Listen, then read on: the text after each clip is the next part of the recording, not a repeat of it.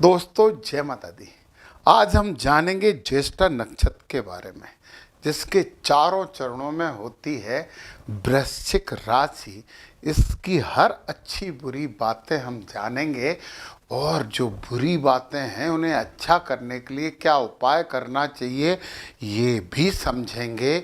और तो और इस नक्षत्र में जन्मे लोगों को कौन सा ग्रह धन देगा और कौन सा ग्रह इन्हें पूरी तरीके से प्रोटेक्ट करेगा उसकी जानकारी भी लेंगे। और धन देने वाले नक्षत्र ग्रह की कुंडली में विभिन्न स्थितियों पर हमें क्या करना चाहिए इसकी भी जानकारी लेंगे। तो ज्येष्ठा नक्षत्र स्वामी होते हैं बुध, देवता होते हैं इंद्र।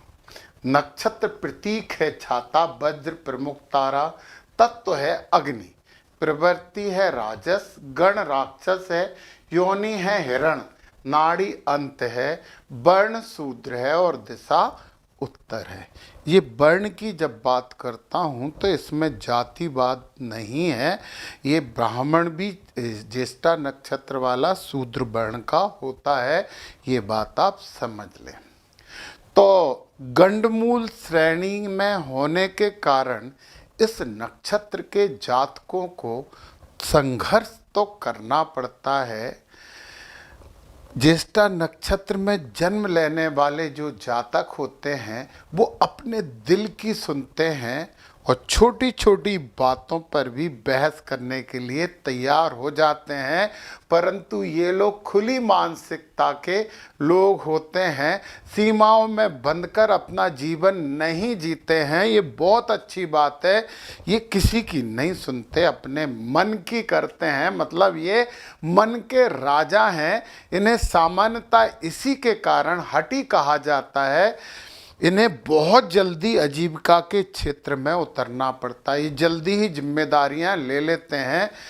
इनके लिए ये दूर दराज के क्षेत्रों में जाने से बिल्कुल नहीं हिचकते, ये कहीं पे भी जाके सफल हो सकते हैं और अपने कार्यों को निष्ठा से निभाते हैं, इसलिए सफल भी होते हैं।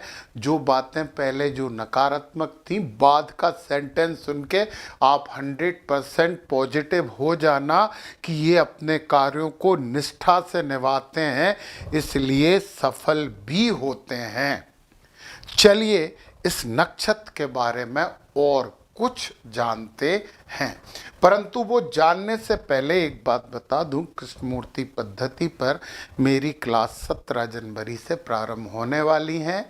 आप उन्हें ज्वाइन कर सकते हो, लिंक नीचे है, फीस इंस्टॉलमेंट में भी दे सकते हो। और 10 जनवरी से पहले जो ज्वाइन करेगा उन्हें तो 2000 रुपये का और डिस्काउंट हो जाएगा। और उसमें मेरी लिखी हुई एक किताब संपूर्ण नोट्स आपको पहली इंस्टॉलमेंट या ज्वाइन करते से ही ओपन हो जाएगी, जिससे आप पढ़ सकते हैं। तो चलिए हम बात करते हैं मूल प्रकृति। वरिष्ठता, ज्येष्ठा का मतलब बड़ा ही होता है, अधिकार, नियंत्रण, संरक्षण, ये हर जगह अपना बड़प्पन तो दिखाते हैं, इसलिए कई बार लोग इन्हें घमंडी भी कह देते हैं। परंतु हर समूह में ये आगे हो जाते हैं, प्रभावशाली और निर्णायक बनते हैं। तो सबसे आगे और सबसे ऊपर, टेंशन खत्म ना आपका, सबसे आगे और सबसे ऊपर, सत्ता, जिम्मेदारी और आत्मरक्षा, अनुभव से अर्जित नेतृत्व।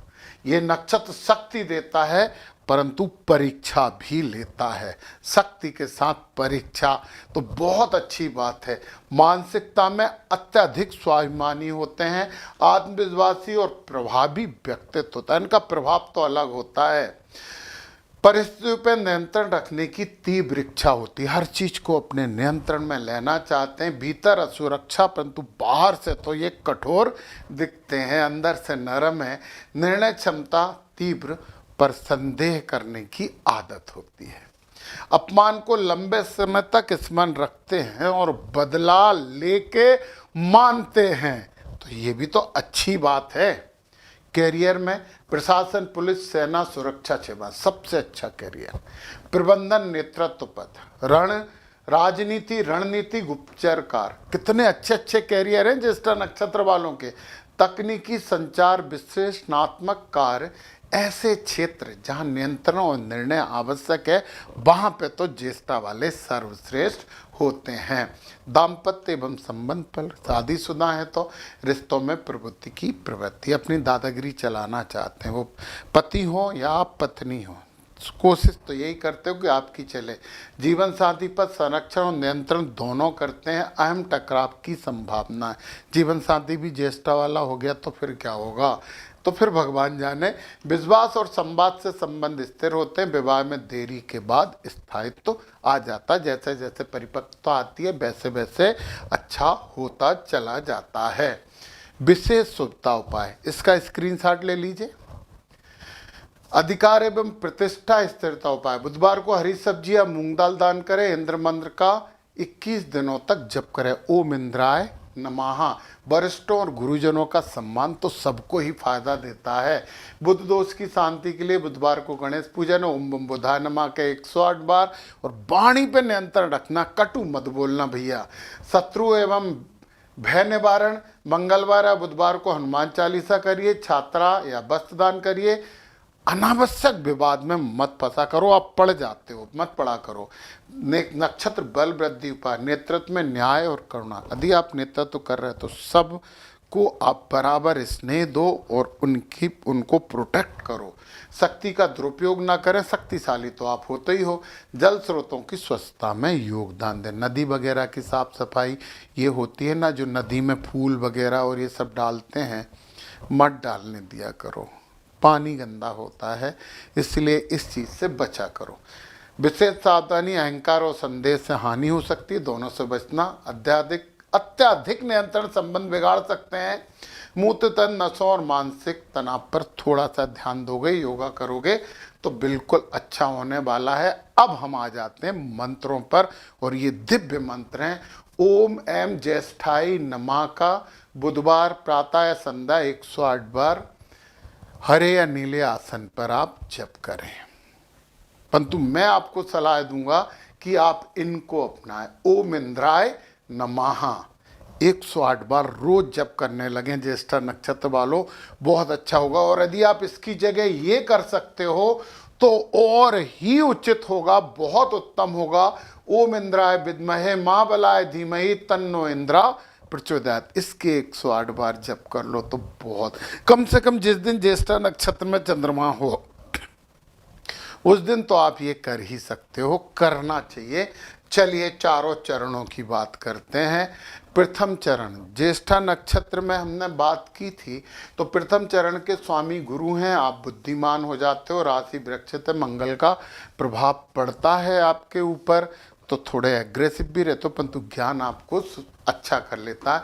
द्वितीय चरण स्वामी शनि, थोड़ी सी स्ट्रगल ज़्यादा होती, परंतु कठोर मेहनत वाले आप होते हो, कर्मठ होते हैं। तृतीय चरण में भी स्वामी शनि हो गए, कठोर मेहनत करते हो, कर्मठ होते हो और बहुत ज़्यादा सत्यवादी होते हो, तो अच्छा है। वैसे बहुत ज़्यादा सत्यवादी होना आज के ज़माने में थोड़ी सी प्रगति कम कर देता है, परंतु आप हो तो हो। फिर चतुर्थ चरण में फिर स्वामी गुरु आ जाते हैं, तो बहुत अच्छा है। पहला और चौथा चरण बहुत अच्छा है, दूसरा और तीसरा चरण बिल्कुल कर्मठ है, कड़ी मेहनत से ये अपना लक्ष्य प्राप्त करते हैं। ये बात तो हो गई। अब हम बात करें कि कौन सा जो है वो ग्रह आपको धन देने वाला है, तो आपको धन देगा केतु, क्योंकि ये संपत नक्षत्र में मूला, अश्विनी और मघा हैं, ये सब केतु के स्वामित्व वाले नक्षत्र है, तो धनदायक ग्रह है केतु। और अति मित्र जो आपको हर हालत में प्रोटेक्ट करेगा वो है शनि। तो शनि से पूरा प्रोटेक्शन चाहिए, तो आलसीपन मत करना, किसी को धोखा मत देना, और अपने अंडर में कार्य करने वाले लोगों को प्रसन्न रखना, तो शनि महाराज आपके साथ खड़े हैं। अब केतु महाराज को हमें और प्रसन्न करें, ताकि जिससे हमें धन ज़्यादा से ज़्यादा प्राप्त होता है। दादा यदि हैं तो सम्मान करिए, पुत्र को भी अच्छे तरीके से आप ट्रीट करिए, साधु का आदर करिए, कुत्तों की, अपाहिजों की सेवा करिए, पशु सेवा बहुत अच्छी है, शाकाहारी बने रहिए। कल्पनाओं को मत आने दो दिमाग में, बहुत आएंगी, कल्पनाओं से दूर रहिए। केसर हल्दी मिलाकर टीका लगाइए। जितना धर्म ग्रंथों का अध्ययन करेंगे उतना केतु प्रसन्न होंगे, उतना धन मिलेगा। मछली को आटे की गोलियां खिलाएं और कान में सोने की बाली भी पहन सकते हो। आपका कैरियर क्या हो सकता है? ज्योतिष, तंत्र मंत्र, साधना, योग, शोधकार, खुफिया विभाग, जासूस बहुत अच्छे बन सकते हो आप। पशुपालन, वन्य जीव संरक्षण, प्रोग्रामिंग और वैकल्पिक चिकित्सा, ये सब आपके लिए बहुत अच्छे होते हैं। यदि केतु महाराज आपकी कुंडली के पहले घर में हैं तो गलत फहमियों से आपको बचना चाहिए और अलगाव की भावना से दूर रहना पड़ेगा। आप गणेश जी की आराधना करिए, आप अच्छे आध्यात्मिक आदमी बन सकते हैं। यदि केतु यहाँ है, बहुत सोच समझकर बोलना, आपको वाणी पे बहुत नियंत्रण करना पड़ेगा। कुटुंब के लोगों से, परिवार के लोगों से साथ मिलकर आप अच्छी सफलता प्राप्त कर सकते हैं। तीसरे भाव में केतु बहुत अच्छा होता है। केतु क्या रहता है? स्थान परिवर्तन करवाता है। तो छोटी छोटी यात्राएं आपको बहुत फायदेमंद हो सकती हैं। सोशल मीडिया पे आप सफल हो सकते हो। आप लिख भी बहुत अच्छे चल सकते हैं और लिखने में बड़ी गूढ़ बातें आप लिखेंगे। फिर चौथे भाव में केतु थोड़ी सी समस्या होता है, परंतु माता का पूरा सम्मान करके आशीर्वाद ले लीजिए और करिए रियल एस्टेट वगैरह वाहनों से संबंधित कार्य तो अच्छा होगा। पांचवें भाग में केतु, पढ़ाई पे आपको ध्यान देना पड़ेगा, पढ़ाई से विमुख होते हो। और सही बात तो यह है कि स्कूल कॉलेज बदलने की प्रवृत्ति रखते हो, मत बदलना, जहाँ हो वहीं पे काम करना। गुरु भी बदलते हो, मत बदलना, तो अच्छा काम करोगे। और यहाँ पे आप उपदेश बहुत अच्छे दे सकते हो। केतु छठे भाव में अच्छे होते हैं, शत्रुओं को क्षमा कर देते हैं हम। हालांकि हम शत्रुओं का सफाया करने में सक्षम होते हैं, फिर भी केतु यहाँ रहता तो हम शत्रुओं को क्षमा करने की प्रवृत्ति रखते हैं। मत रखना शत्रुओं को, शत्रुओं जैसा व्यवहार करिए, शत्रुओं के साथ शत्रुओं जैसा व्यवहार करिए तो आपको अच्छा होगा। यहाँ पे केतु है, पार्टनर से अच्छे संबंध रखना बहुत जरूरी है। विमुखता मत रखना, बहुत नुकसान में हो जाओगे। यहाँ पे गूढ़ विद्याएं पढ़िए, आप खुफिया विभाग में चले जाइए, ओकल्ट साइंस आपके लिए बहुत अच्छा है। केतु भाग में थोड़ी सी गड़बड़ करते हैं, परंतु धार्मिक कृत्यों से जुड़ जाओगे और गुरु अच्छे होंगे तो बड़े अच्छे धार्मिक व्यक्ति आप बन सकते हो। धर्म से अर्थ भी कमा सकते हो। केतु यहाँ है तो काम में लापरवाही मत करिए, जुड़िए लोगों से और कोशिश करिए कि आप अच्छे कार्य कर सकते हैं। केतु यहाँ हैं तो समाज से फ़ायदा लीजिए, सोशल मीडिया से फ़ायदा लीजिए, अच्छा काम कर सकते हो। केतु यहाँ हैं तो विदेश यात्रा करिए, आइए धार्मिक यात्रा करिए। 2 जगह केतु वालों को धार्मिक यात्रा करनी चाहिए। इस तरह से आप बहुत अच्छा काम कर सकते हैं। और एक बहुत इम्पोर्टेंट बात ये बता दूं कि 2026 का वार्षिक भविष्यफल हर महीने का अलग अलग मैंने बनाया है, उसमें ग्रहों और नक्षत्रों के अलग अलग उपाय दिए गए हैं। यदि आप लेना चाहें तो नीचे डिस्क्रिप्शन में लिंक है, उस पर क्लिक करके आप वो भी प्राप्त कर सकते हैं। बाकी केपी क्लास तो दोनों के लिए बहुत अच्छी, जिन्हें बिल्कुल नहीं आता उनके लिए भी बहुत अच्छी, और जिन्हें बहुत आता है उनके लिए भी बहुत अच्छी है। तो चलिए मिलते हैं हम, तब तक के लिए नमस्कार, जय माता दी।